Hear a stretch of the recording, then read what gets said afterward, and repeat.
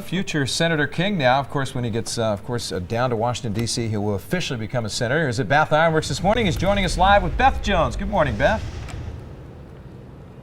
Jeff, good morning to you as well. It's a chilly morning here, but I'm standing next to someone who tells me they really aren't feeling it. Still riding pretty high from the results of last night. Of course, I'm talking about Maine's U.S. Senator-elect Angus King, who just told me to call him Angus instead of Senator, by the way. So good morning, Angus. Good How morning. Are you today? Great to see you this morning. Thank you so much. Now, obviously, your reaction to last night, what do you think it was that really drove this victory home? Well, I think it was people saying no to the negative politics. I mean, I don't know if you heard my speech, but I started it by thanking Karl Rove because, he stimulated our people, and I think people in Maine just don't like it. And I think that's part of the message. They want people to start talking to each other and listening to each other, and I think that's exactly what I ran on, and I think that's what people voted for.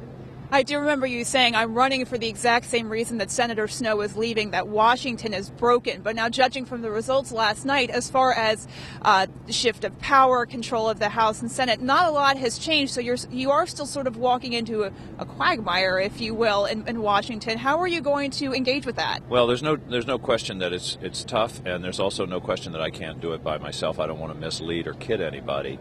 But I think you have to start, and I'm going to start actually this week by sitting down with Olympia Snowe if I can possibly make that work. I talked to her last night and just sort of really just get some background and thinking from her about it because she's thought a lot about this.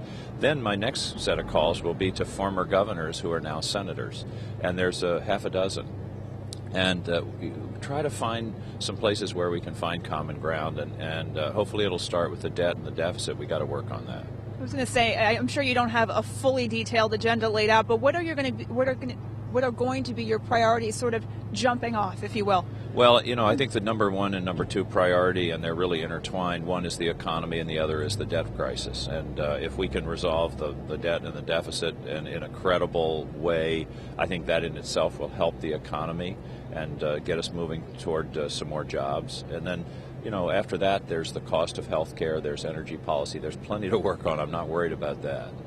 Now, I know there's been a decent amount, if you will, of speculation as far as who you're going to caucus with once you get to Washington. Now, the Democrats have maintained control of the Senate. Do you have any thoughts right now as to who you may or may not align yourself with in terms of the caucus? The only thoughts now is that I'm going to have some conversations next week with the leadership of both parties, and my goal is to be as independent as I can be and yet still be effective on behalf of Maine, and I'm going to see how I can make that work.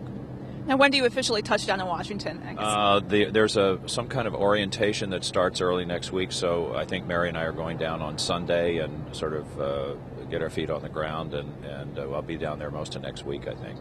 A lot of excitement, a lot of optimism in the air for you as far as what you hope to accomplish? Absolutely. Last night was a phenomenal night. I had friends, family. It was just warm, and the vote was, I think, a powerful message from Maine to the rest of the country that we want to start talking about solutions and quit arguing.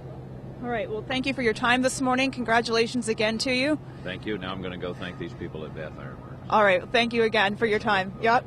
All right. Well, you just heard from Maine's newest U.S. Senator-elect Angus King on how he plans to address the broken situation in Washington. I'm sure we'll be seeing a lot more of this coming up. For now, live in Bath, Beth Jones, News 13. Back to you. Okay. Thank you, Beth, for that live report.